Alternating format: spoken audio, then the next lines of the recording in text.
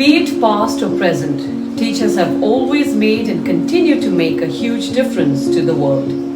By creating that educative culture and influencing, inspiring, and encouraging young thoughts, minds, and actions in a big way. They are the unsung heroes of our lives. You toil without complaining. You help us never saying a no.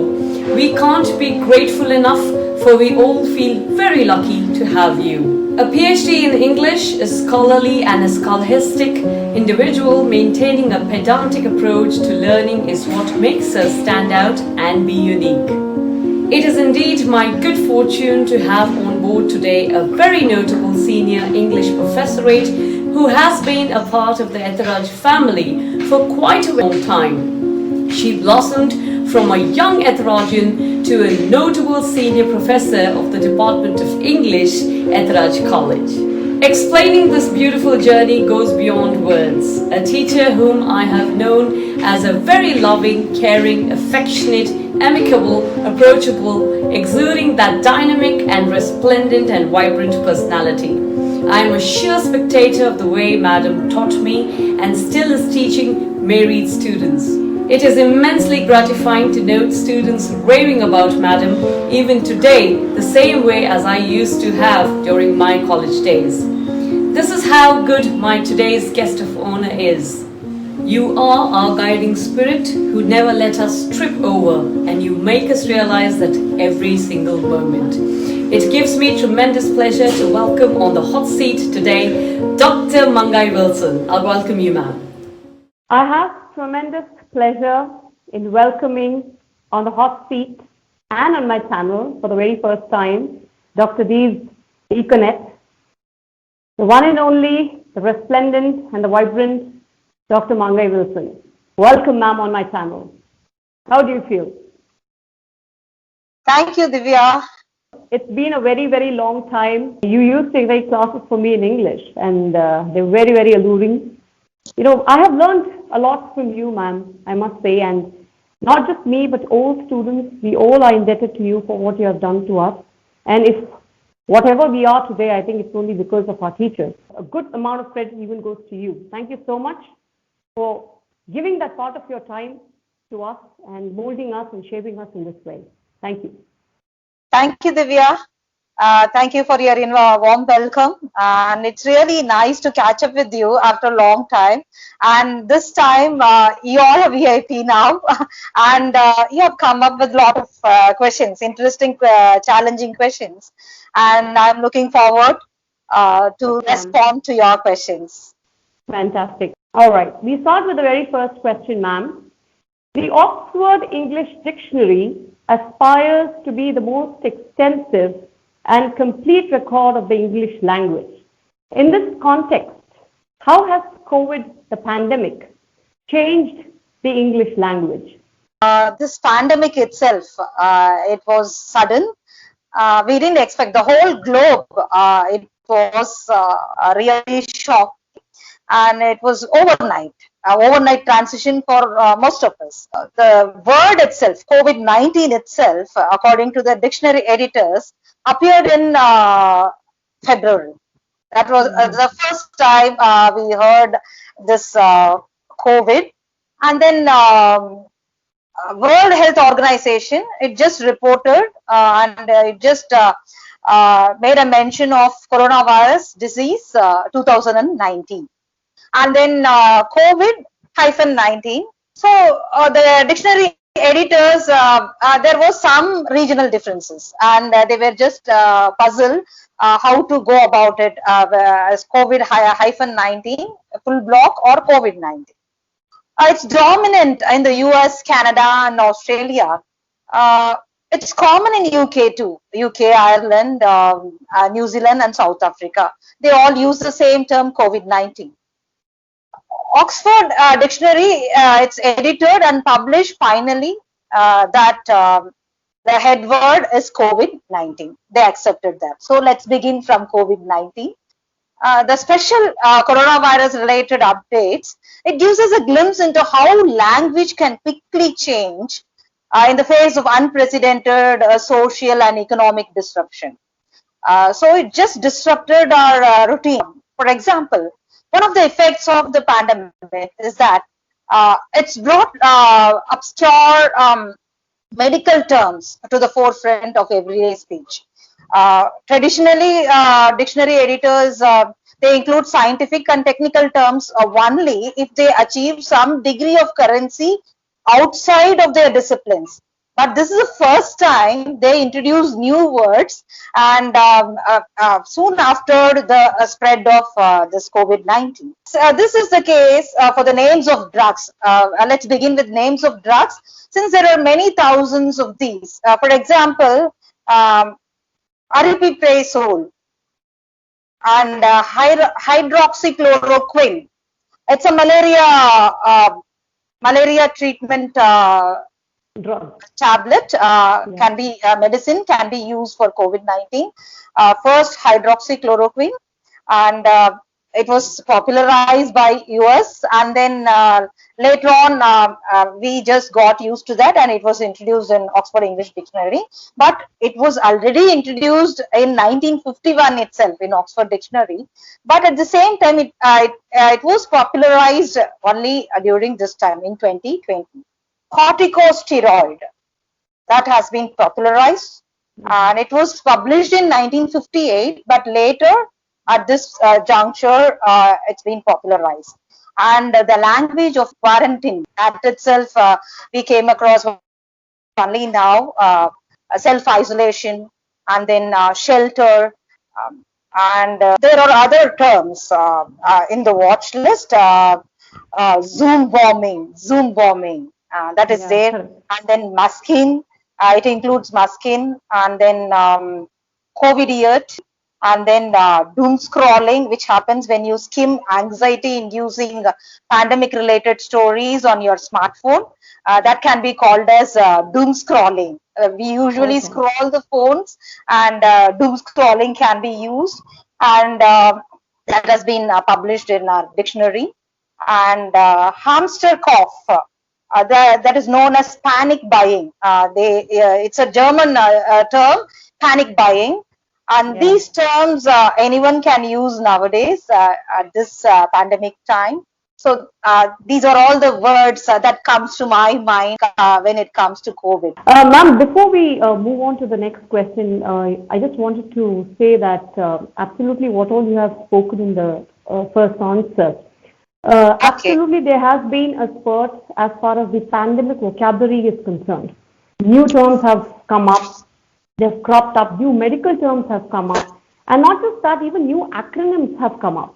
If you say, for Okay. example, if you have an acronym like PPE, which stands for Personal Protective Equipment, and WFH, which means working Okay. from home. So even these things have come up, which is so true and so correct as you have stated in your answer. Moving on to the next question, ma'am. Do you think remote teaching practices and transition has helped English language teaching during the pandemic and would continue to do so post-pandemic as well? This is a challenge, actually. This is a challenge. It's a public health challenge, this COVID-19. In spite of its many unknowns, it offers teachers the unique instructional opportunity. I shall say it's a blessing in disguise. Yes. Blessing in disguise. It gives us a unique instructional opportunity to tap into students' innate curiosity. They explore everything. All these days they use these gadgets for something else, for some other purpose. Normally the parents they ask them to avoid those gadgets, but now that has become the order of the day. That has become inseparable part of our life. It actually gave us an instructional opportunity to tap into the creative part of our students, and it just motivates them, and it creates curiosity about the virus, and we do make a mention of the virus, and then we deliver lessons that are timely to them, and then prompt students, they dig deep into that, and they come up with something different, and it provide a modicum of comfort comfort to them, and then ideally it provides headlines and sometimes misinformation too. Usually we use simple concepts to make it clear to students, but here from simple concepts, it works well with the young students. We do, as teachers, we do concentrate on hygiene matters and how germs spread, and from simple, that is, we consider that as a pre-reading activity or lecture session, and then we move on to complex topics like ethical decision making, like soft skills, how they can concentrate on that, like ethical decision making, and the science behind that viral infections, science behind that viral infection and how it works, how it spreads, and mathematical underpinning of pandemics. So these are all the ways in which we approach our learners in a different way, and it is thoughtful and it is unique too. So it gives that opportunity for us to interact with our students. Yes. Definitely. And I also see the benefits being, it has reduced anxiety to quite an extent and has increased comprehension, the understanding part. And at the same time, it has reduced the misconception part. The only flip side, madam, if I possibly perceive, is that there is a certain basic skill set which is necessary for this. And the other thing is the quality of the connectivity, which matters a lot. Yeah. All right. I agree with you. All right. The third question being, when the world feels dangerous harnessing, learning can provide some measure of clarity and perspective. What kind of unique instructional opportunities or ways has your department tapped to make English language propagation a teachable moment? Actually, just like any other institution, it was a challenge for us, but we just shifted to the challenge quickly. As our management, our college is very famous for that. Our management and college is very famous for that. Immediately they provided, and we had that infrastructure for that, and they had to provide technical support from their end, and it was already there. The shift itself, the sudden shift itself, it took some time for us. Immediately, with the help of the management and the principal and other deans and other professors, senior professors, we had a discussion. Immediately, we just accepted that and we just transformed ourselves to the new normal. And we had a discussion, and we just provided LMS, Learning Management System. Learning Management System, it's very popular for English language teaching, especially. We have a lot of apps to introduce different things, so to introduce quiz, whatever we would like to have, we have everything as an app. At the same time, even American Embassy, RELO, British Council, English Language Teachers Association, where I represent as National Coordinator, English Language Teachers Association, they provided some support from their end to teach English well, how to make it very interactive. And earlier we had that dilemma, how to make it interactive and all, and we were unable to focus on that. Quickly, we just shifted to that, and we just conducted a webinar with the use of all these resources, and the professors, they shared their experience how to make it interactive. Even RELO supported us. What are all the apps can be used for online teaching? What are all the methods we can follow for online teaching? And what are all the resources we have? Everything shared by British Council and RELO. It was really helpful for us to shift to the new normal, and it was smooth for us. And within the department itself, we conducted webinar. We conducted just an hours program to make themselves familiarized with that. Already we had all those infrastructure. We had a language lab. Even in those days itself, in your days itself, we had language Yeah. lab, and we had a recording facility, the communication skills. And our institution is one of the best institutions in the world, I shall say, Yes. in the globe, I shall say, that it provides everything, whatever we require for education, it provides everything. And we had that experience. With that experience, we shifted, we transformed ourselves to the new normal. Absolutely, ma'am. Couldn't agree more with what you have said. It's in fact a very beautiful amalgamation of teaching and technology, if you see, which COVID has paved way for. And Okay. as you correctly mentioned about the LMS, which is a learning management software. Now, just for my audiences of Dr. D EcoNet, which is that Moodle is one of the most famous, learning management softwares, which provides a fantastic and an excellent online platform for both higher education as well as working training. We're going on to question number 4. Okay. Teaching from home during the pandemic has been the new normal. What kind of hitches did you encounter in the process, or was it a smooth run? We use this blended learning in different forms, even in our conduction of examination. The Okay. university introduced recently, we use that blended method. Most of the institution, they followed a different model, but on the other hand, in our institution, we tried that blended method, and it was really good. That blended method was really good. It was really helpful for us.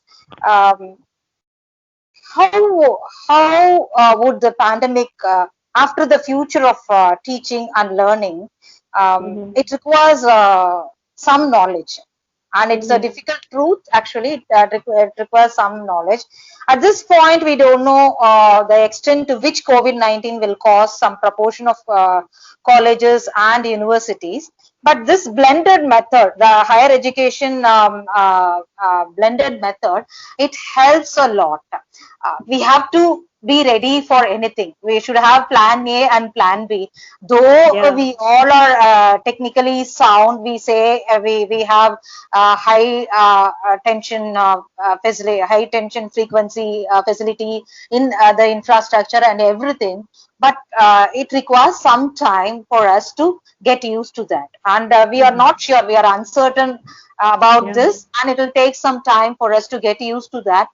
For Yeah. that, we require that blended method. It really helps us, this blended method, and we tried in our examination, and it is slightly difficult, they say, but it is comfortable for all of us to make things move quickly.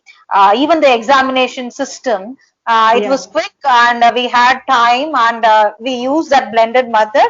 And then it was trial and error, experimented by different colleges, and we had a common guideline stipulated by the university. But at the same time, it really helped us to move forward.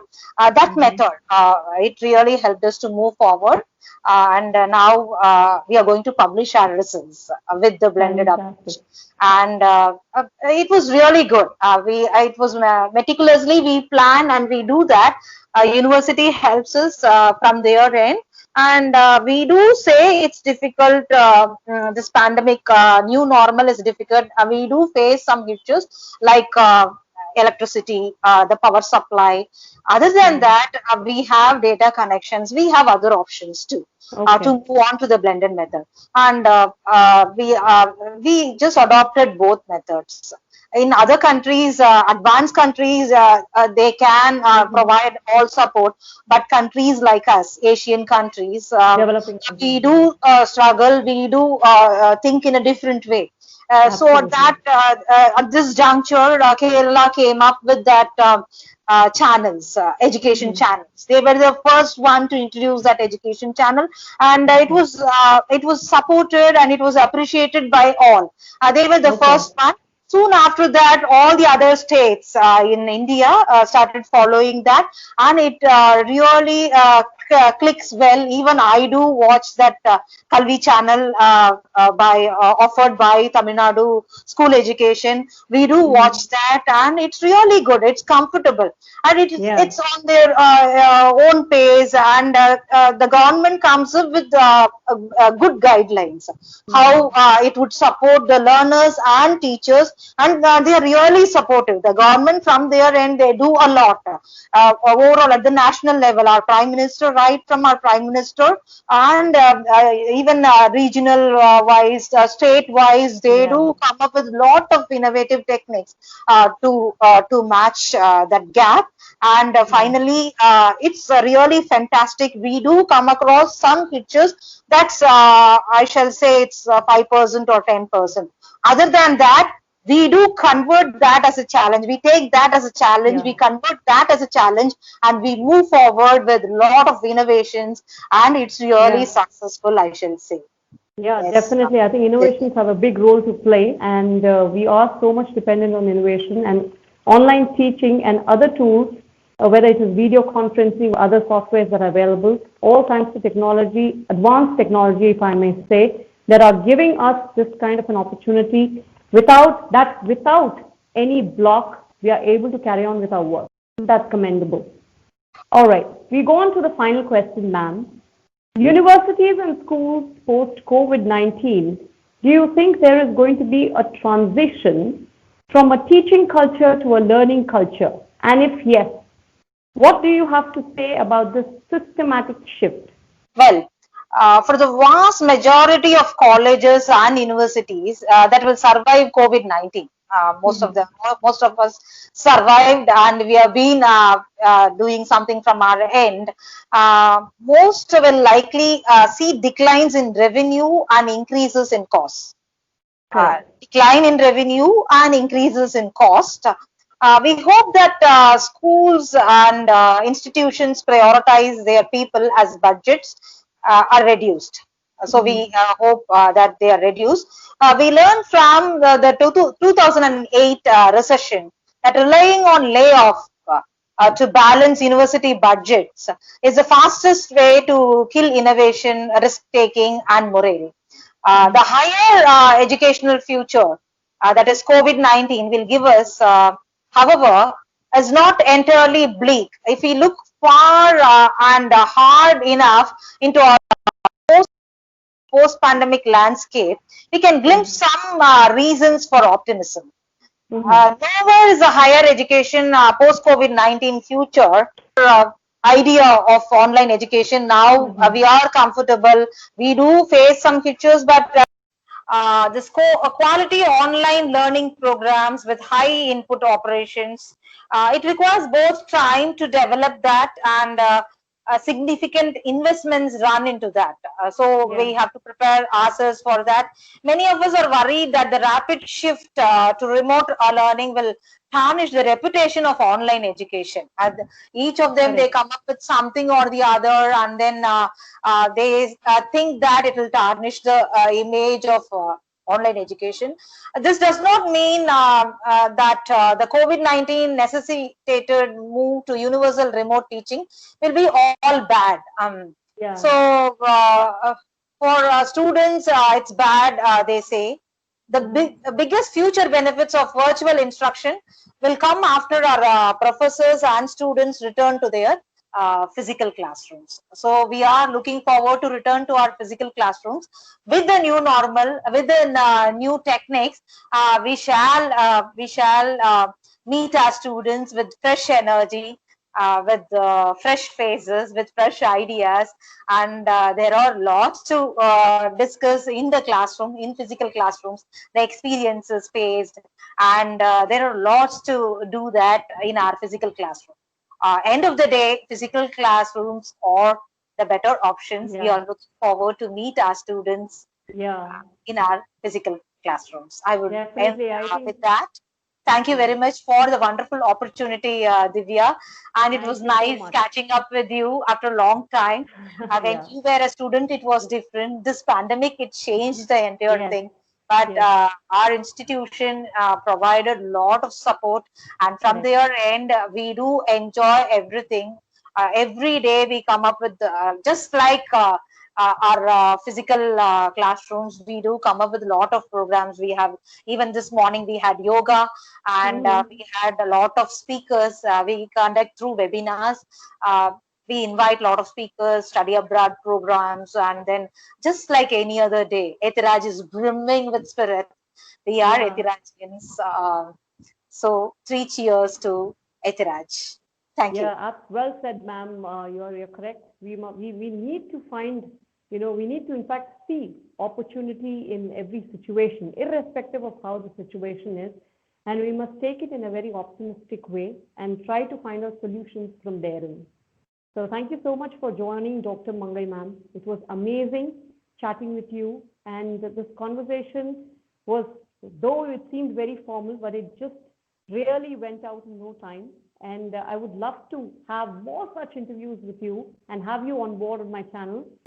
Let's just meet again and again through Dr. D's EcoNet, as I feel personally this is a wonderful platform through which we all can connect. We used to when we were children, and now since we are all into our different fields, we are not able to meet up that much. So I feel this gives us that opportunity to do so. Thank you so much, ma'am, for joining with me. Thank you, Divya. Thank you.